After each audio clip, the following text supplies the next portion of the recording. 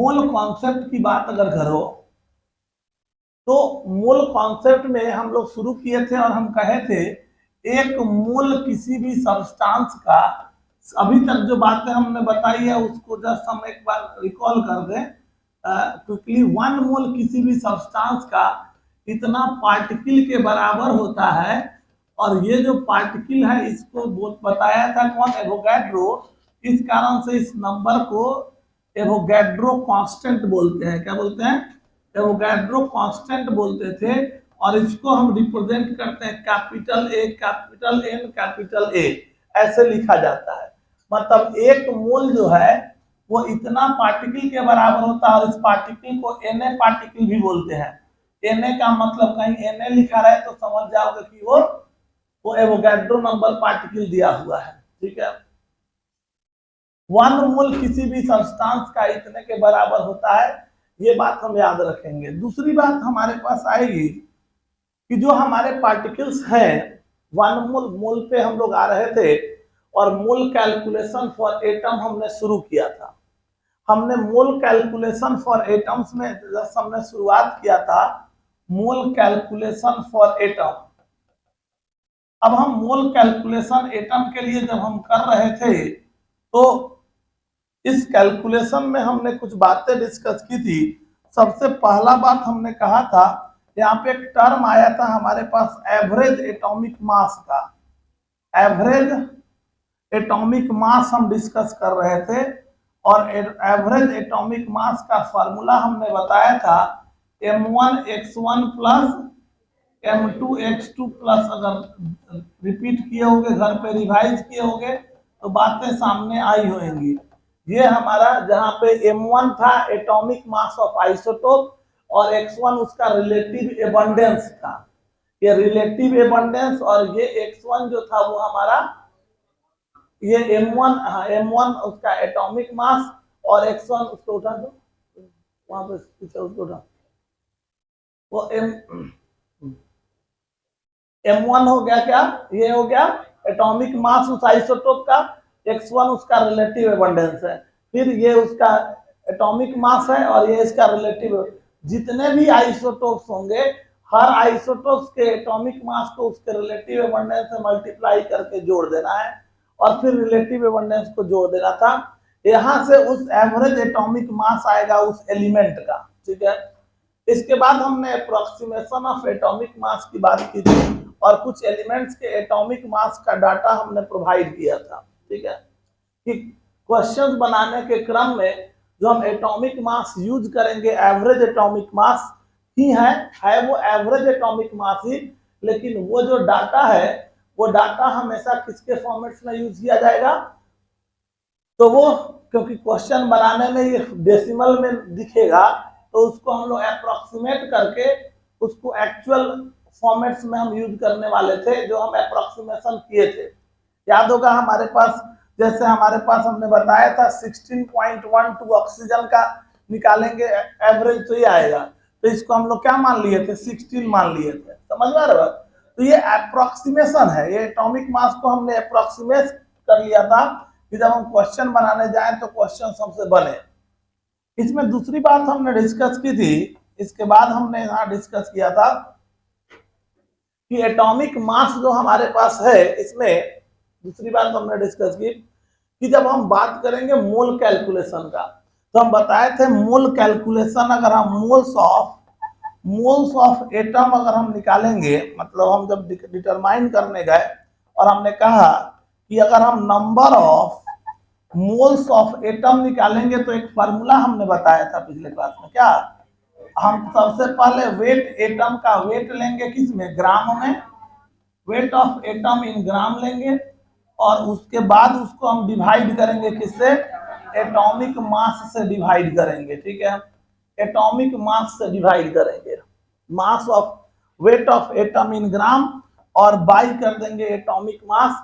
तो यहां से हमारा क्या निकल जाएगा? उसका मोल निकल जाएगा। याद होगा बताए थे हम यहाँ पे ये भी कहे थे कि जब नंबर ऑफ मोल्स अगर हम 1 लेंगे तो उसका एटॉमिक मास किसमें एक्सप्रेस हो जाएगा? ग्राम में। तो उसको हम लोग कहेंगे क्या? ग्राम एटॉमिक मास बोलेंगे। मतलब ग्राम एटॉमिक मास का मतलब क्या हुआ ये, तो ये एक हुआ ये mass of one mole, mass of one mole of atom है ये, mass of one mole of atom को क्या बोलते हैं, ग्राम एटॉमिक मास। और ये किसके बराबर होता है, एटॉमिक मास इन ग्राम के, है ना था। एटॉमिक मास जितना हम बताएं उसको सारे बात को हम एक जगह समराइज कर दे रहे हैं कि दिमाग में तुम्हारे हो जाए। मोल होता है wait of atom in gram by atomic mass. अब अगर नंबर ऑफ मोल्स हमने वन लिया, नंबर ऑफ मोल हमने वन लिया, तो वन लेंगे तो स्वाभाविक है ये इधर चला जाएगा, तो वेट ऑफ एटम इन ग्राम किसके बराबर हो जाएगा, एटॉमिक मास के। तो जिस समय नंबर ऑफ मोल वन लिए तो एटॉमिक मास किसमें लिखाया, ग्राम में। इसको हमने क्या कहा, ग्राम एटॉमिक मास का। जैसे आयरन, आयरन का एटॉमिक मास कितना होता है, 56। तो अगर हमने 56 ग्राम आयरन ले लिया, हमने 56 ग्राम आयरन ले लिया, तो अंडरस्टूड हो गया कि 56 ग्राम आयरन के अंदर एक मोल है, और उसको हम 56 ग्राम को gram atomic mass of iron बोलेंगे। सबको बात समझ में आ रहा है, क्या बोलेंगे उसको, gram atomic mass of iron बोलेंगे। इतना बात समझ में आ रहा है। सोडियम की बात करेंगे तो सोडियम का एटॉमिक मास 23 होता है, और उस 23 को हमने किस में लिखा है, ग्राम में लिखा है। तो जब हम 23 को ग्राम में लिखे हैं, तो 23 को जब ग्राम में लिखेंगे तो उसको हम क्या बोलेंगे, उसको हम ग्राम एटॉमिक मास बोलेंगे, क्योंकि वो सोडियम का एटॉमिक मास है। और एटॉमिक मास को ग्राम में तब लिखेंगे जब उसमें नंबर ऑफ मोल्स उसका वन होगा। सिंपल सिंपल बात है। एटॉमिक मास को जब ग्राम में लिखोगे तो atomic mass in gram by atomic mass, atomic mass atomic mass cut के हट जाएगा, एक के ना बचेगा। अंडरस्टूड है, सिंपल सिंपल बात है जो दिमाग में फिट करने की आवश्यकता है। इसके बाद हम लोग आगे जस्ट इस बात का जिक्र कर रहे थे, और इस जिक्र करने में हमने डिस्कस किया था कि तीसरी बात हमारे पास आई थी, यहाँ पे हमने कहा था टोटल नंबर ऑफ एटम्स अगर हमको निकालना है, यहाँ पे हमने कहा था कि अगर हम टोटल नंबर ऑफ एटम्स अगर हम निकालने जा रहे हैं तो अपने पास फॉर्मूला क्या होगा, एटम्स टोटल मोल निकाले। मोल कैसे निकाले, मोल निकालना है तो एक ही फॉर्मूला है, क्या, वेट ग्राम में दिया रहेगा, एटॉमिक मास से डिवाइड करेंगे तो मोल आ जाएगा। अब मोल से एटम चाहिए, तो हमने बताया था मोल से एटम निकालने के लिए क्या करते हैं, मोल को एवोगाड्रो नंबर से मल्टीप्लाई कर देते हैं, मोल को एवोगाड्रो नंबर से मल्टीप्लाई करेंगे। क्लियर है। तो यहाँ पे टोटल नंबर ऑफ एटम का फॉर्मूला हो गया number of moles of atom, और इनटू क्या हो जाएगा, इनटू एवोगाड्रो नंबर कर देंगे। क्लियर है बात, समझ में आई बात। अब यहां से ये moles of atom into Avogadro number, total number of atom आ गया। इसके बाद हमारे पास आएगा ये एटम्स आ गए। इसी में हमने एक बात और अगले क्लास में बताया था कि अगर एक एटम का मास, याद होगा हम बताए थे मास ऑफ वन एटम, आगे बढ़े थे, और इससे पहले तो हम एक वर्ड यूज किए थे 1 AMU, ये एटॉमिक मास यूनिट था। 1 AMU, this is called atomic mass unit. ये एटॉमिक मास यूनिट था, और एटॉमिक मास यूनिट जो होता है ये बराबर होता है किसके, तो ये बराबर था 1.66 इंटू 10 टू द पावर 24 ग्राम के बराबर था। ये 1 AMU था, और इसको हम लोग या 1 यूनिफाइड मास भी बोलते थे, 1U या 1 AMU या डाल्टन भी बोले थे, लेकिन डाल्टन बहुत पुराना वर्ड हो गया है। अभी भी ज्यादा कॉमनली यूज होता है AMU ही, कहीं कहीं यू भी दिख सकता है। समझ में आ रहा है। तो ये हमारे पास यहां से हमने रिलेट करके तुमको बताया कि मास ऑफ वन एटम, ये पिछले क्लास की सारी बातें थी जो हम बताए थे, उसको हम एक जगह तुमको समराइज कर दे रहे हैं। मास ऑफ वन एटम, हमने कहा एक एटम का जो मास होता है वो बराबर होता है किसके, तो एटॉमिक मास इन AMU, इन AMU। यहाँ पे अगर गौर करोगे तो एटॉमिक मास इन ग्राम, दोनों बात को समझो। एटॉमिक मास इन ग्राम, ये mass of one mole of atom है, समझ आ रहे हो। Atomic mass in gram mass of one mole of atom है, जबकि atomic mass in AMU mass of one atom है। ये क्लियर है बात। एटॉमिक मास इन एमयू, ये हमारा हो गया क्या, मास ऑफ वन एटम हो गया, ठीक है। ये यहाँ पे सिंपल सा हो गया, मतलब एमयू या यू कहो, एमयू का मतलब 1/एवोगैड्रो नंबर, या हमने कहा था ये बराबर होगा किसके, या ऐसे लिख सकते हो atomic mass by Avogadro number, atomic mass by Avogadro number, atomic mass by Avogadro number, क्योंकि 1/एवोगैड्रो नंबर को ही हमने एमयू लिखा था, क्लियर है। तो सिंपल इस बात को अगर हम जिक्र करते हैं यहां से, तो ये बातें हमारे पास सही निकल के आ रही हैं। ये एटॉमिक मास इन एवोगैड्रो, ये atomic mass by Avogadro number, और ये जो हमारे पास है ये, या इसको कहोगे, और ये बराबर होगा किसके, एटॉमिक मास इन एमयू के, जो हम लोग पिछले क्लास में डिस्कस किए थे। जाते वक्त हम लोग इसका ही डिस्कशन कर रहे थे, और यहाँ पे हमने यूज किया एक एग्जांपल दिया था, जैसे हमने लिखा 23 ग्राम सोडियम और हमने लिखा 23 एएमयू सोडियम, तो दोनों में अंतर था। ये सोडियम का एटॉमिक मास हम जानते हैं, atomic mass of sodium, atomic mass of sodium, sodium का एटॉमिक मास कितना होता है 23, तो हमने 23 को किस में लिखा है, ग्राम में, इसका मतलब ये किसका मास है, 1 मोल का मास है, मतलब ये 23 ग्राम सोडियम का मतलब हो गया mass of 1 mole of sodium atom है, ये सिंपल है, 1 मोल ऑफ सोडियम एटम है, जबकि 1 मोल का मतलब, और ये हो गया क्या, mass of 6.022 into 10⁻23 sodium atom है, ये क्लियर है बात। जबकि 23 एमयू ऑफ सोडियम ये लिखा हुआ है, तो 23 एमयू ऑफ सोडियम का मतलब क्या हुआ, तो ये एमयू में अगर लिखा जा रहा है, इसका मतलब क्या होगा, ये किसका मास है, तो मास ऑफ 1 एमयू का मतलब 1 sodium atom, mass of 1 sodium atom है, एक सोडियम एटम का मास होगा। यहां तक हम पिछले क्लास में डिस्कस किए थे, मतलब अभी तक जो भी हमारा पढ़ाई हुआ है इस चैप्टर में, अपने पास इतनी ही बातें हुई हैं, मोल से रिलेटेड जो भी बात हम लोग डिस्कस किए हैं, इतना बात ही है सिनॉप्सिस पूरे पढ़ाई का, इससे ज्यादा कुछ नहीं अभी तक बताया गया है, बस इसको अप्लाई करने का है, इसका एप्लीकेशन करेंगे तो हमको सारी बातें समझ में आएंगी। तो इम्पोर्टेंट है हर उस बात को समझना, हर उस चीज को याद रखना, और तब बात आती है उसका इम्प्लीमेंटेशन करना।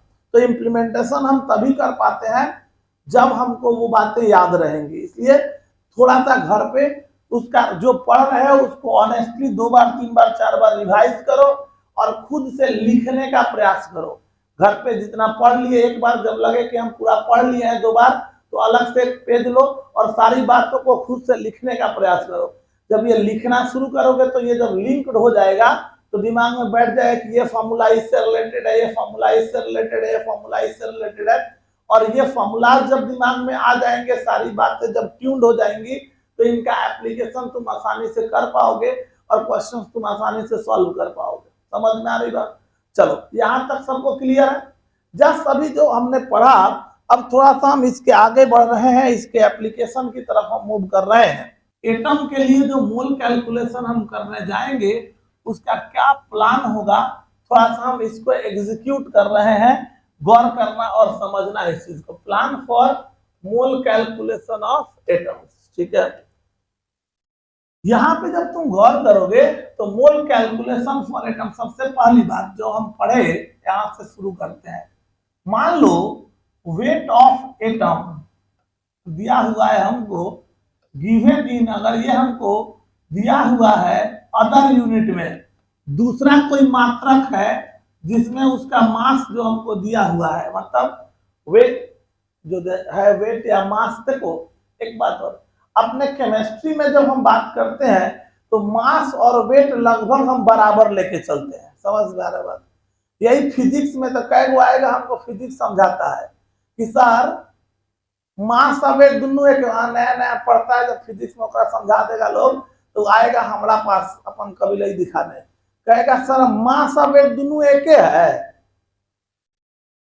हम कहा रे लड़ाई के है तो कहे हैं हमारा फिजिक्स वाले पढ़ाए हैं कि मास मतलब मास और वेट मतलब मास गुने ग्रेविटी एम जी आके खखोरता है हमारा।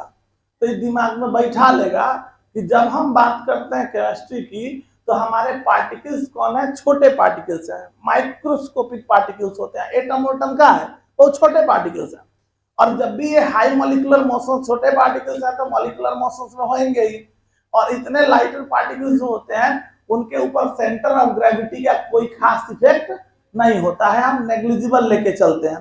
तो हमारा केमिस्ट्री सेंटर ऑफ ग्रेविटी को नहीं मानता कि हमारे पार्टिकल्स के ऊपर लगने वाला है। समझ में आ रहा बात? इस कारण से हमारा मास भी वही है, हमारा वेट भी वही है।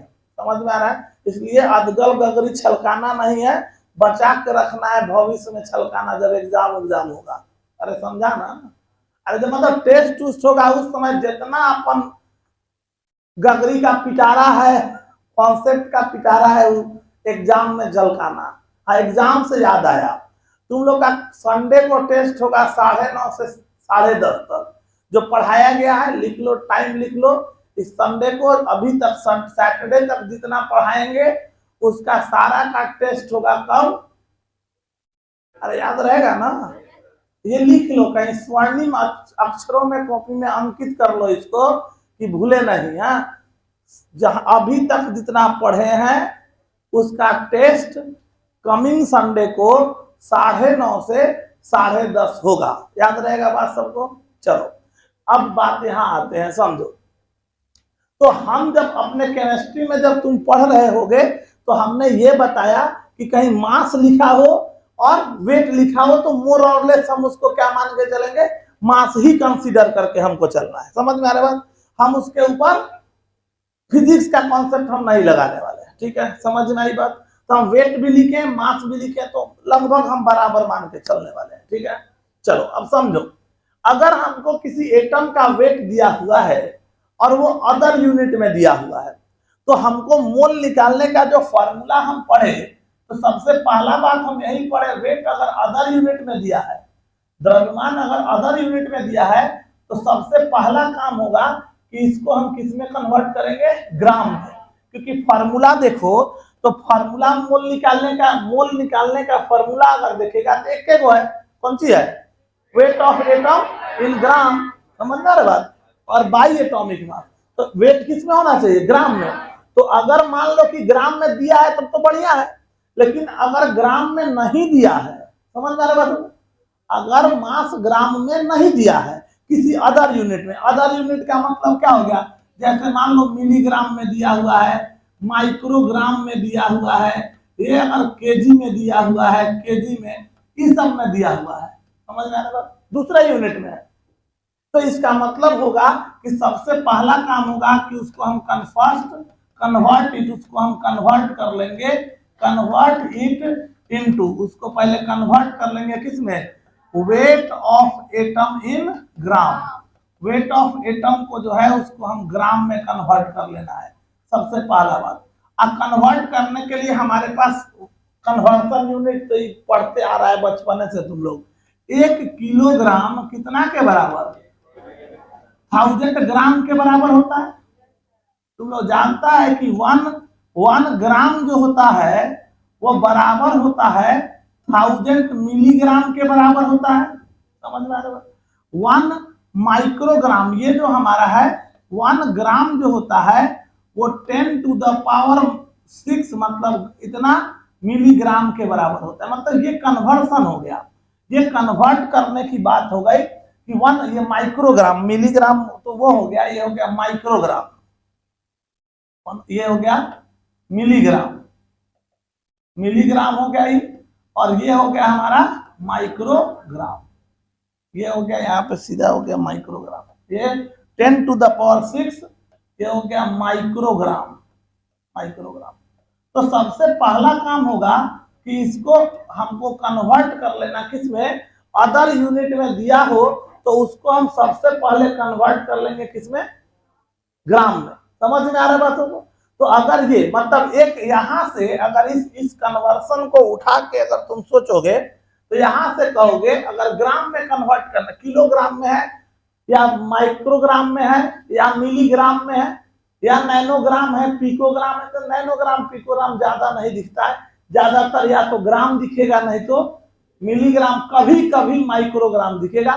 तो ये सब माइक्रो मिली ये सब यूनिट कन्वर्सन है जो फिजिक्स के शुरुआती दौर में ही तुमको यूनिट एंड डायमेंशन चैप्टर में बताया जाएगा।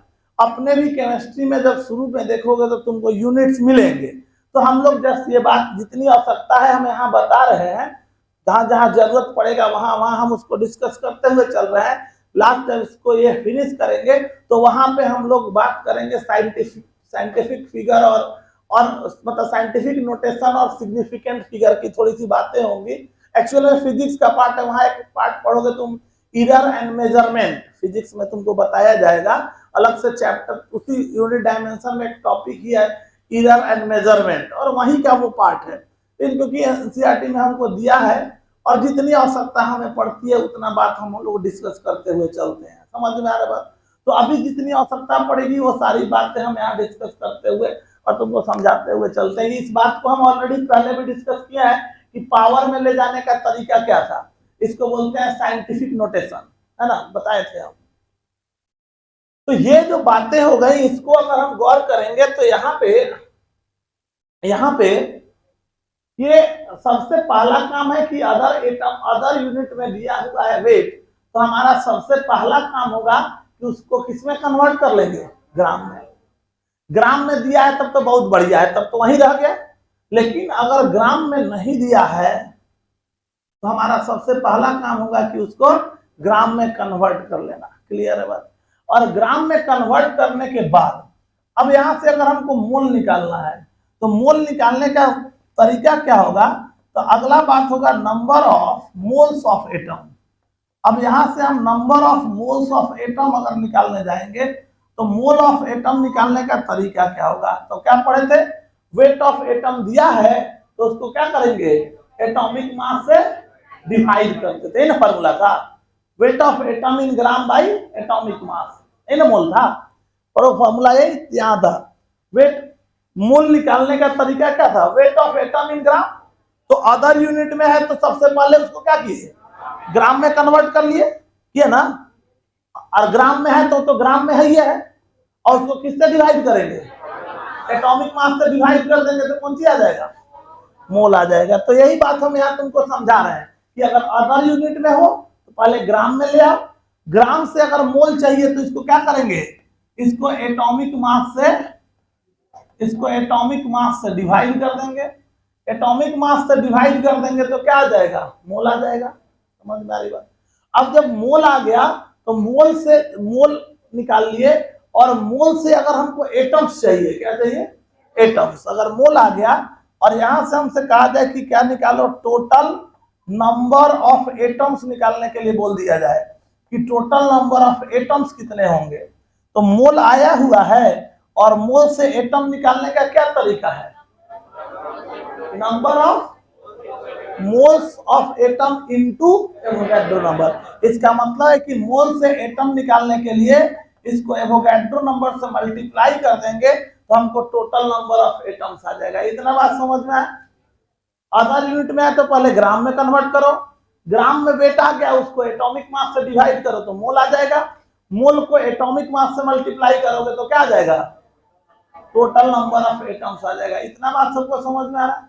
अब सोचो अगर मान लो इसी में अब हमको क्वेश्चन में क्या दे दिया है, हमको टोटल नंबर ऑफ एटम्स दिया हुआ है क्वेश्चन में, अब क्या दे दिया, डायरेक्ट हमको एटम्स दिया है और एटम दे दिया और कहेगा तुम यहां से क्या निकालो, मोल निकालो। क्या निकालो, एटम से मोल से एटम निकालने के लिए क्या किया है, एवोगैड्रो से गुना किया है।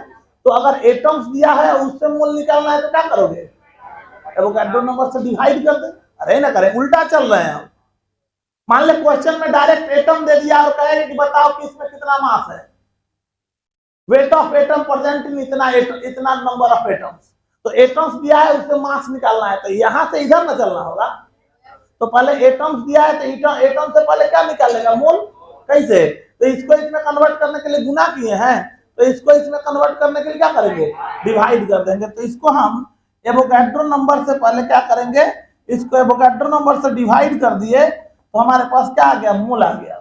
अब जब मोल आ गया तो मोल से अब मोल से चाहिए वेट। मान लो क्वेश्चन में अगर मोल से वेट चाहिए तो हम क्या करेंगे, मोल से वेट निकालने के लिए क्या करेंगे, वेट से एटम निकाल वेट से मोल निकालने के लिए क्या किया है, एटॉमिक मास से डिवाइड किया है।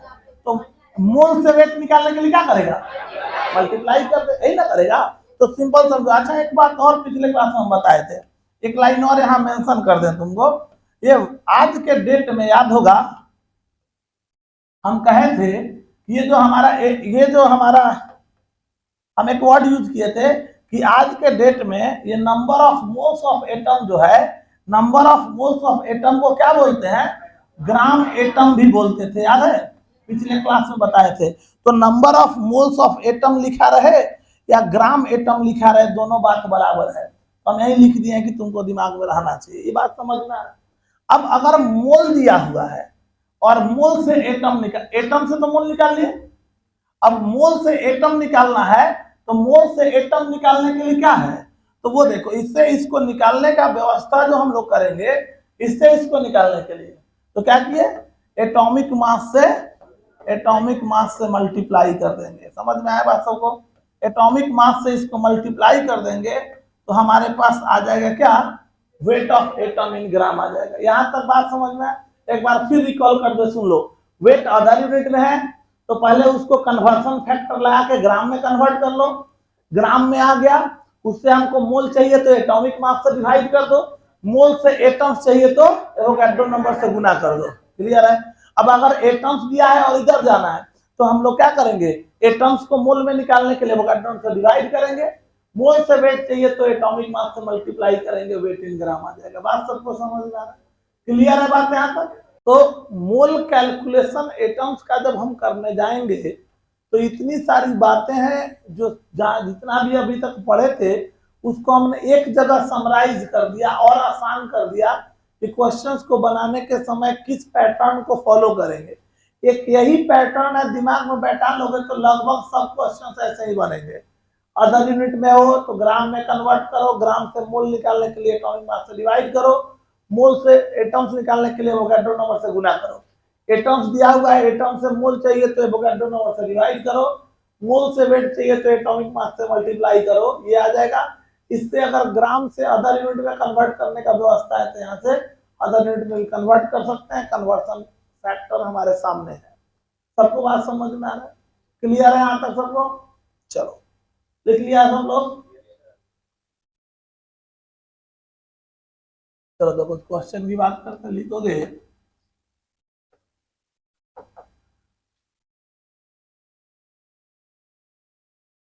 Calculate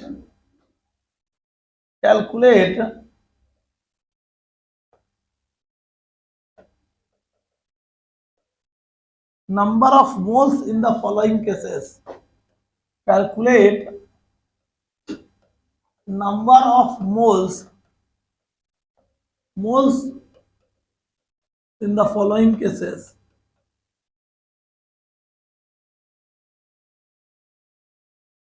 Number of moles in the following cases.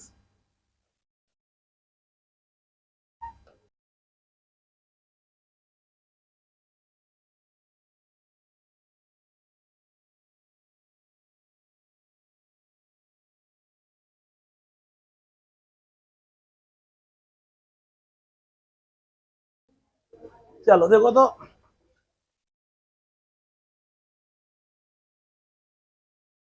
गौर करोगे, देखो एक बार फिर हम रिपीट कर दे रहे हैं, इस चीज को दिमाग में बैठा लो। जो फॉर्मूलाज हमारे पास है, अब घर पे कम से कम जिनको भी फॉर्मूलाज में प्रॉब्लम हो रहा है, फॉर्मूला को इंप्लीमेंट करने में जिनको भी इशू आ रहा है, वो इसको घर पे जाके 10 बार 20 बार 25 बार 30 बार लिखो। फॉर्मूलाज को याद तभी होगा जब उसको लिखोगे, नहीं समझे, नहीं तो तभी उसका एप्लीकेशन तुम समझ पाओगे।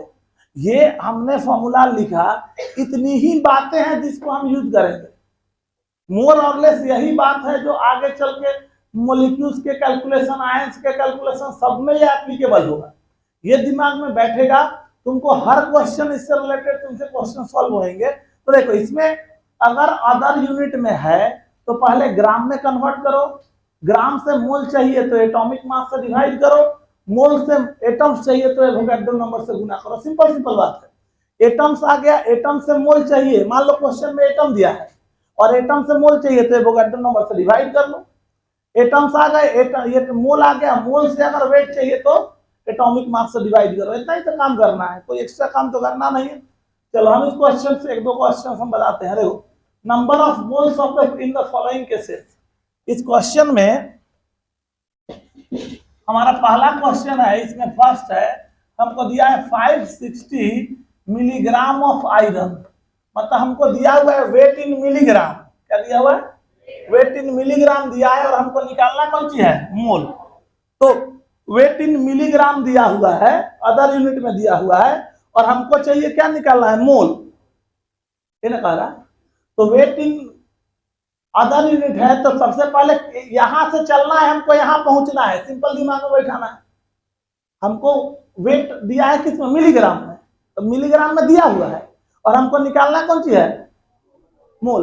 तो मिलीग्राम से मोल निकालने का व्यवस्था क्या करोगे? तो सबसे पहले उसको ग्राम में कन्वर्ट करोगे या ग्राम से फिर क्या निकालोगे? मोल। ये ना फॉर्मूला है। तो हम लोग यूज करेंगे, यहाँ पे देखो मिलीग्राम है तो हम जानते हैं सिंस यहाँ पे हम जानते हैं कि 1 या 1000, अभी बताए 1000 मिलीग्राम इक्वल टू क्या होता है? 1 ग्राम। इसलिए 1 मिलीग्राम कितना होगा? 1/1000 ग्राम, है ना होगा। इसलिए कितना? 560 मिलीग्राम इक्वल टू कितना होगा? 1/1000 गुने 560। अब ये इससे डिवाइड 1 2 3 1 2 3 3 डेसिमल हट गया, मतलब कितना हो गया? 0.56 ग्राम ऑफ, भाग देगा तो यही आएगा इतना ऑफ आयरन। तो इतना वेट ऑफ आयरन इन ग्राम आ गया। और हमको अब निकालने के लिए क्या बोला जा रहा है?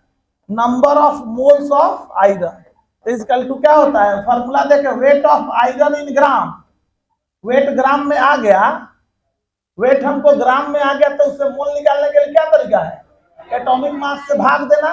तो इसको हमने क्या किया? वेट ऑफ एटम इन ग्राम आया है, उसको एटॉमिक मास से डिवाइड कर देना है, ये ना करना है। तो इसका एटॉमिक वेट इन ग्राम कितना लाए? 0.56। और आयरन का एटॉमिक मास हम प्रीवियस क्लास में लिखाए हुए हैं 56 है। तो भाई 56 इसको डेसिमल ये उड़ा दे तो नीचे हो गया कितना? 2 जीरो, मतलब 2 डेसिमल हटा, डेसिमल के आगे का 2 डिजिट हटाना तो 100 हो गया। 56 से 56 कट गया 1/100। तो 2 डेसिमल इसका मतलब है क्या? 0.01। क्लियर है बात? ये ना हुआ? भाग दे दो इसको, आ जाएगा।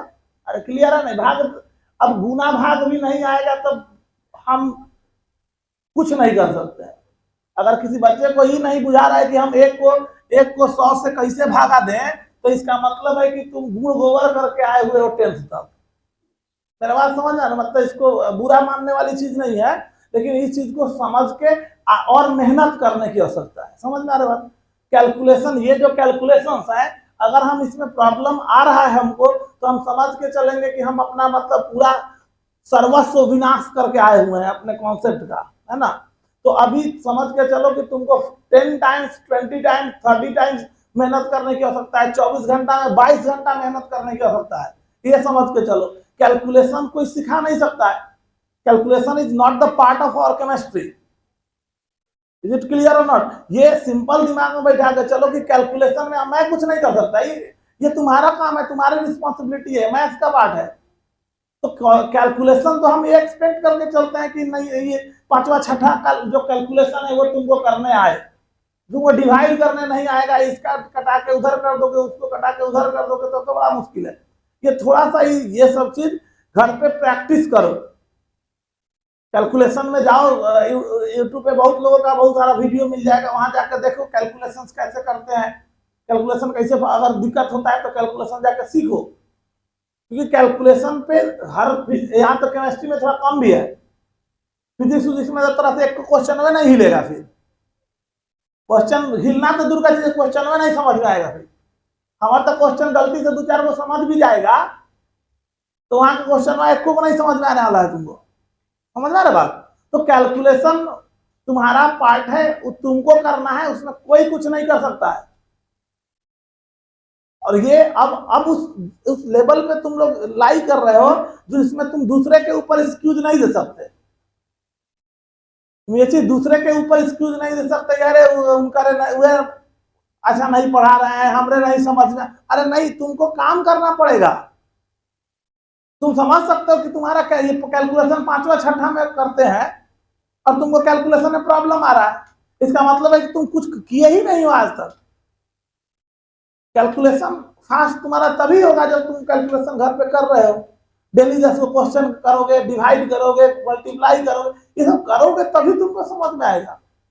नहीं करोगे तो कहाँ, कोई ऐसा थोड़ी है कि कोई कौन पढ़ाई अमृत थोड़े है कि घसेड़ दिया, धर के मार लिए, एक ढेपिया पूरा एकदम प्रकांड पंडित हो गए जो बताए थे कालिदास की तरह। तो ऐसा कुछ तुम लोग के साथ नहीं होने वाला है। ये सब चीज सोच के और दिमाग में रख के चलो और काम करो। घर पे पढ़ो, मेहनत करो, क्वेश्चन करो। घर पे जाते हो जो पढ़ रहे हो उसी का कैलकुलेशन करो, उसी को देखो, उसी को समझो, तभी उसका बेनिफिट तुमको मिलेगा। तो इसमें क्या होगा, तो तुम कमजोर खुद हो। सिंपल सोचो ना। अब मान के चलो साइकिल, सिंपल एक लाइन गौर से समझना, साइकिल चलाना बचपन में सीखे थे, है? तो हमेशा तुमको साइकिल पकड़ के लोग चलाना सिखाया है? लोग तरीका सिखा दिया तुमको। मेरे बात गौर से अगर दिमाग में धंसे तो बढ़िया चीज है, नहीं तो खुद तुम लोग समझदार हो। साइकिल चलाना जब हम बचपन में सीखना शुरू किए तो हमको कौन साइकिल सिखाया? ऐसा थोड़ी है कि लोग हाथ से पकड़े रहता था, हैंडल आता, हमको बता दिया साइकिल ऐसे चलाना है और इसको ऐसे पकड़ना है। दूर से कोई गाड़ी आए तो साइड 2 किलोमीटर दूर गाड़ी कोई दिख गई, गाड़ी आओ साइड खड़ा हो गए। फिर उधर चल जाता था, पीछे देख ला, अच्छा दूर चला गया, लौट के आने का गुंजाइश नहीं है, फिर चलना शुरू किए होंगे पहला दिन। अरे नहीं हुआ होगा। फिर धीरे धीरे धीरे करते करते एक दिन ऐसा भी आया कि अब रोड पे ऐसा टसन में चलाते, हथुआ छोड़ के चलाते हैं, नहीं? अरे साइकिल गाड़ी देख भाई, अब हम क्या करते हैं, हाथ छोड़ के देखो चला रहे हैं। अरे करते हैं ना, स्टाइल खूब मारते हैं। कभी आए देखो आज हम गोल गोल घुमाते हैं, तो पूरा गोल गोल घुमा के मुंह कान झड़का लो, अलग बात है, लेकिन कभी कभी ऐसा भी अरे करते हैं ना। So it's all things are the part of our practice। हम जितना प्रैक्टिस करते हैं उसका बेनिफिट हमको उतना मिलता है। तो कोई तुमको पाठ नहीं देगा, तुम अगर मेहनत नहीं, ये सेम चीजें हर जगह लागू होती है। अब हम इतना तोड़ तोड़ के बच्चे की तरह तुमको सिखा रहे हैं, तुम इस पे घर पे काम नहीं करोगे, तुम अपनी देह चोरी करोगे तो धीरे धीरे तुम आउट ऑफ ट्रैक जाओगे। मेरा बात समझा? तो इससे क्या होगा, तुम आसपास तुम्हारे लोग होंगे वो तुमको ख्वाबी पुलाव दिखाएंगे, तुमको ख्वाब दिखाएंगे, अरे फलानवा जगह चलते ना तो तुरंत हम जबरदस्त पढ़ाते हैं, ओकर में ओकर फायदा है, कुछ ना कुछ फायदा है, तभी तुमको बोलेगा। और तुम क्योंकि तुम देह चोरी किए हो, तुम अपने नहीं पढ़ रहे हो, तो तुमको ऐसा फीलिंग होता है कि फलानवा जगह चल जाएंगे तो हम तो डायरेक्ट IIT में नशे में गिरेंगे। नहीं, अरे कैसे तुमको कोई सोचो ना, तुम कैलकुलेट, मान लो हमको पूरा कॉन्सेप्ट क्लियर है और हम काट नहीं पा रहे हैं, तो टीचर तुमको सिखा देगा कटाना। हर क्वेश्चन में एक एक कटाई होता है कि सबका काटने का तरीका अलग होगा, तो तरीका तो तुम्ही को ना डेवलप करना होगा, मेहनत तो तुम्ही को ना करना होगा। अरे मेरा बात समझ में आ रहा है ना? तो इसलिए ये जब तुम दूसरे से इन्फ्लुएंस होते हो, इसका मतलब है कि तुम कमजोर हो। अगर कोई चीज तुम कर रहे हो और उसमें दूसरा कोई तुमको इन्फ्लुएंस कर रहा है, इट मींस तुम अपने पार्ट में कमजोर हो। दैट्स व्हाई वो आदमी तुमको लगता है कि नहीं ये हमरा से ज्यादा जानता है, और वो ज्यादा जानता है तो तुमको इन्फ्लुएंस कर सकता है और तुमको इधर उधर डेविएट कर सकता है, और उससे तुम अपनी पढ़ाई को दूर दूर तक तुम और बाधित कर सकते हो। पढ़ाई का कोई दूसरा सब्स्टिट्यूट नहीं हो सकता है, एकदम इस चीज को बैठा लो। पढ़ाई का दूसरा कोई सब्स्टिट्यूट नहीं हो सकता है। पढ़ाई का मतलब होता है इक्विवेलेंट टू परिश्रम। पढ़ाई इज इक्वल टू देहचोरी कभी नहीं हो सकता है। अरे समझ में आ रहा है? इस सब बातें दिमाग में रखो। अगर तुम देहचोर बनते हो, घर में टंगड़ी पसार के सुते हो, इनमें से गए बड़ा बढ़िया भाई मौका मिलल हो, अब की बात तो घर पे पहले तो 10वां तक घरे पापा मम्मी थे भी, ये डांटियो देते थे पढ़ने के लिए, बड़ा जबरदस्त चीज है भाई, इतना बढ़िया हॉस्टल मिलल है, बगल में देख रहे हैं वो भैया 12th में है, बउआ रहा है, रोड जा रहा है, रोड पे बउआ रहा है, न सेंट मार रहा है, बावरी कट काट रहा है, घूम रहा है, हम यहाँ बैठ के पढ़ेंगे।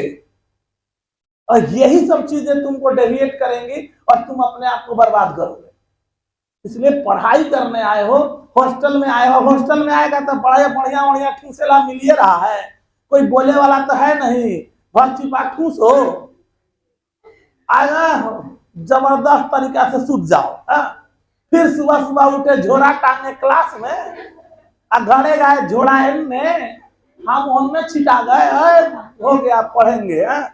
And time will never come, जो टाइम एक बार गया ना वो दोबारा कभी नहीं आने वाला, इसका ख्याल रखो। ये सारी बातें जो हैं वो तुम्हारे लिए ही, तुमको आगे बढ़ाने के लिए बोली जाती हैं, और टीचर तुमको बोलते हैं, तुमको उसका अनुसरण करना तुम्हारे हाथ में। अभी एक सिंपल एग्जांपल ही बताया ना, तुमको कोई चीज सीखने गए होगे तो तुमको कोई तरीका ही बताया होगा, अब तुम उसमें उतना पारंगत तभी हुए होगे जब तुम अपना समय वहां दिए होगे। मोबाइल चलाना, पहला बार हाथ में मोबाइल आता है तो डर लगता है ना कहीं से कुछ नहीं दबा जाए, होता है ना। पहली बार जब भी अब अनुसरण करो दिमाग में और इस चीज को ख्याल करके देखो, फर्स्ट टाइम जब तुम मोबाइल उठाए होगे तो डर डर के टिपे होगे कि कहीं कहीं कुछ और नहीं दबा जाए। अब उसके बाद एक दिन लिए होगे, 2 दिन लिए होगे, अब पूरा दिन तेरा दिमाग में चलता होगा मोबाइल पे कैसे कब्जा करें, रहता है ना बात। बहुत छोटी छोटी चीजें हैं जो दिमाग में बैठाने की आवश्यकता है। कैसा हूं मतलब लोग का आंख से ओझल हो, तेरा पास मोबाइल नहीं होगा तो पापा उपा का मोबाइल होगा, तो खोजते हो कि टाइम मिलेगी कब रख के जाएं। ईगल्स आई, बाज वाला आंख रहता होगा मोबाइल पे, खाली है ना रखे और खाली जाए ना, और बाद तो देखो क्या करते हैं, समझ आ रहा ना। और उसके बाद लगा शुरू हो गए किए ना, अब तू जितना हुरेगा उतना। अब उसके बाद उधर पापा है तो उनका अपने नहीं समझ में आ रही कति चला है, अरे देखो ना ये वाला नहीं हो रहा है, तो थोड़ा अंदर से खुमारी उठेगा। अरे आइए नहने हम बता देते हैं आपको, जो आता है डरे नहीं बोल सकते हैं, वहां डरे नहीं बोल सकते, कहीं लात नहीं खा ले, तू कहां से सीखा रे, हमारा पास इतना दिन से मोबाइल है, हम सीखवे नहीं किए, तू सीख लिया, तो हम बोल भी नहीं सकते। लेकिन तुमको वो बातें समझ में तभी आई कब, जब तुमने उस पर समय दिया, तुमने उसमें अपना इंटरेस्ट शो किया। समझ में आ रही बात। आज भी वैसे बहुत सारे लोग हैं जो क्वार्टरी पैड वाला मोबाइल लेना पसंद करते हैं, वो डरे नहीं छुएंगे। बहुत लोग गाँव पे देखेगा, वो आज भी पुराने लोग को देखोगे वो छोटे मोबाइल बटन वाला ही रखेगा, यही ना चाहिए हमारा, ना चाहिए, ये चलेगा, देखोगे क्यों, they are not practicing on that smartphones. मेरे बात समझ आ रहा है, वो प्रैक्टिस। अब आज वही चीज बात देख लो, 70 साल के हैं तब उनका सुना हो रहा है, और 2 साल 3 साल के लड़का को पकड़ा दो तो तोरा से ज्यादा चला देगा। 505 आज के जनरेशन का छठा और 5वां का बच्चा जो मोबाइल चला देगा, हम नहीं चला सकते। क्यों भाई, they all are more interested than me in mobile. All things, जितनी भी बातें हैं, सारी बातें जो है वो तुम्हारे प्रैक्टिस पे डिपेंड करती है। हुआ एकदम इसको दिमाग में बैठा लो, तुम्हारा प्रैक्टिस है तो तुम्हारा काम होगा, नहीं प्रैक्टिस है तो काम नहीं होगा। सोच के चलोगे कि हाँ सब घुट्टी पिला के सब कुछ टीचर हमारा माथा में डाल दे, ये नहीं पॉसिबल है। ये पढ़ाई ऐसा नहीं हो सकता। टीचर अगर एक स्टेप है तो तुमको 10 स्टेप चलना होगा, तो इसका ख्याल रखोगे तभी उसका बेनिफिट मिलेगा। हमेशा इंटरेस्ट, जिसमें तुम इंटरेस्ट शो करोगे वो चीजें तुम्हारे पास आएंगी, जिसमें तुम इंटरेस्ट शो नहीं करोगे वो बातें तुमसे दूर जाएंगी। इसका ख्याल रखो और उस पर काम करोगे तभी बेनिफिट आएगा। चलो देखो अगला क्वेश्चन गौर करो, अगला। अच्छा टाइम हो गया, देखो इसमें दूसरा क्वेश्चन ही देखो, इसमें क्या है, 4.6 ग्राम ऑफ क्या है, ग्राम ऑफ सोडियम है। थोड़ा समझो इसको। अब इतना ग्राम ऑफ सोडियम है, इसका मतलब क्या हुआ, इसका मतलब यह हुआ कि ऑलरेडी हमको वेट इन ग्राम दिया है, वेट इन ग्राम दिया है, और हमको निकालना क्या है, मोल। तो वेट इन ग्राम से मोल निकालने के लिए क्या करेंगे, एटॉमिक मास से डिवाइड करेंगे। तो सिंपल सा यहां से हो गया कि नंबर ऑफ मोल्स अगर निकालना है, मोल्स ऑफ सोडियम निकालना है, तो फॉर्मूला क्या है, weight of sodium in gram और बाई क्या है, बाई एटॉमिक मास है ना फॉर्मूला है। तो वेट ऑफ एटम इन ग्राम कितना हो गया, ये हो गया 4.6 बाई एटॉमिक मास 23 हो गया। तो डिवाइड कर देगा तो डेसिमल उड़ा के नीचे कर दिया कितना, ये हो गया 10 हो गया, 2 हो गया, 2/10 का मतलब कितना हो गया 0.2, इतना मोल हो गया। ठीक है, इतना मोल ऑफ सोडियम हो गया। समझ में आया बात। इसी में तीसरा क्वेश्चन हमारे पास है सी में 12.044 इंटू 10⁻23 क्या, मैग्नीशियम एटम।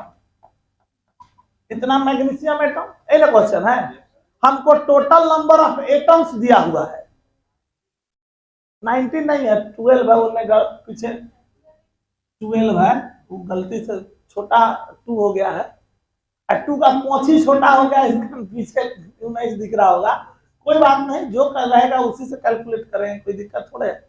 चलो, ये 12.044 इंटू 10⁻23 मैग्नीशियम एटम, ये कौन सी दिया है, इतना एटम्स दिया हुआ है। क्या दिया हुआ है, तो चेक करो तो हमको दिया हुआ क्या है, एटम्स दिया है, और हमको निकालना क्या है, तो एटम्स से मोल निकालने के लिए क्या करेगा, एवोगैड्रो नंबर से डिवाइड करें, ये ना करेगा। तो यहां से अगर तुम चलेगा तो इतना एटम है, तो एटम से मोल निकालने का व्यवस्था हो गया, सीधा हो गया। सिंपल फार्मूला देखो, हमने कहा था number of atom, total number of atom का फार्मूला अपने पास क्या है, equal to number of mole of atom और इनटू क्या, एवोगैड्रो नंबर। अरे यही ना फार्मूला है।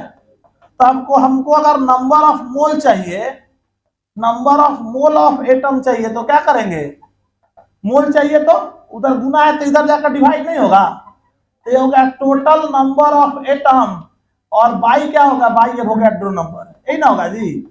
तो यही बात हुआ, तो हम फॉर्मूला में लिखे हैं यहाँ, एटम दिया था उससे मोल चाहिए, तो एटम से मोल निकालने के लिए क्या किए हो, एवोगैड्रो से नहीं डिवाइड कर रहा है, ये ना फॉर्मूला के फॉर्म में हम एक तरीका दिए हैं क्वेश्चन बनाने के लिए। तो अब सीधा क्या हो गया, टोटल नंबर ऑफ एटम बेटा दिया है 12.044 इंटू 10⁻23 और एवोगैड्रो नंबर 6.022 इंटू 10⁻23। ठीक है, तो 23 से 23 कट गया, अब बचा ई, तो ई क्या हो जाएगा, तो ये कट के यहाँ से 2 टाइम्स हो गया, मतलब कितना हो गया, 2 मोल हो गया। समझ आएगा, समझ आएगा। अच्छा, इसी में एक और है 4Na एटम ऑफ एल्युमिनियम, उसको भी बता दे। देखो 4Na atom of aluminium, 4Na मतलब, Na का मतलब एवोगैड्रो नंबर, Na का मतलब 6 पॉइंट, ये हो गया 6.022 इंटू 10⁻23, यही ना हो गया, इतना हो गया इसका ये। तो Na का मतलब यही हो गया, तो इसका मतलब 4 इंटू 6.022 इंटू 10⁻23 एल्युमिनियम एटम, दोनों बात बराबर है। 4Na एटम ऑफ एल्युमिनियम का मतलब 4 इंटू इतना एल्युमिनियम एटम, यही ना हुआ, क्योंकि Na का मतलब उतना, Na के जगह पे उतना लिख देंगे तो 4 इंटू इतना हो गया, कि एटम दिया है और हमको निकालना कौन चीज है, मोल। तो एटम से मोल निकालने के लिए क्या करेगा, अभी पढ़ा, मोल एटम से मोल निकालने के लिए क्या करेगा, एवोगैड्रो नंबर से डिवाइड कर देगा, यही ना करेगा। तो इसको एवोगैड्रो नंबर से डिवाइड कर देगा, तो बाई इससे इसमें कन्वर्ट करने का व्यवस्था करेगा, तो कन्वर्ट करने के लिए इसको एवोगैड्रो नंबर से भाग दे देगा। ये होगा 4 इंटू 6.022 इंटू 10⁻23, इतना एल्युमिनियम एटम बाई 6.022 इंटू 10⁻23, ये कैंसिल हो गया। इसके बाद आ जाएगा 4 एल्युमिनियम एटम हो गया। बात समझ में आ रहा है, इतना एल्युमिनियम एटम हो जाएगा। यहाँ बात सबको समझ में है। मोल से इससे हमको निकालना था मोल, मोल करे एटम नहीं, मोल निकालना था। इतना क्या होगा, इतना mole of aluminium atom, mole of aluminium atom, 4 mole of aluminium atom. ये बात सबको समझ में है, क्लियर है सबको। ये बात सबको समझ में आया ना। चलो, तो इतना क्वेश्चन, ये जो क्वेश्चन हमने बताया है इसको देख के, और जो बचे हुए क्वेश्चन है उसकी बात अगले क्लास में थोड़ा सा करके, और तब जो इलेक्ट्रॉन प्रोटॉन न्यूट्रॉन से भी रिलेटेड लास्ट क्वेश्चन था वो डिस्कस करेंगे, और डिस्कस करके तब हम लोग मोल कैलकुलेशन ऑफ मॉलिक्यूल्स की बात करेंगे।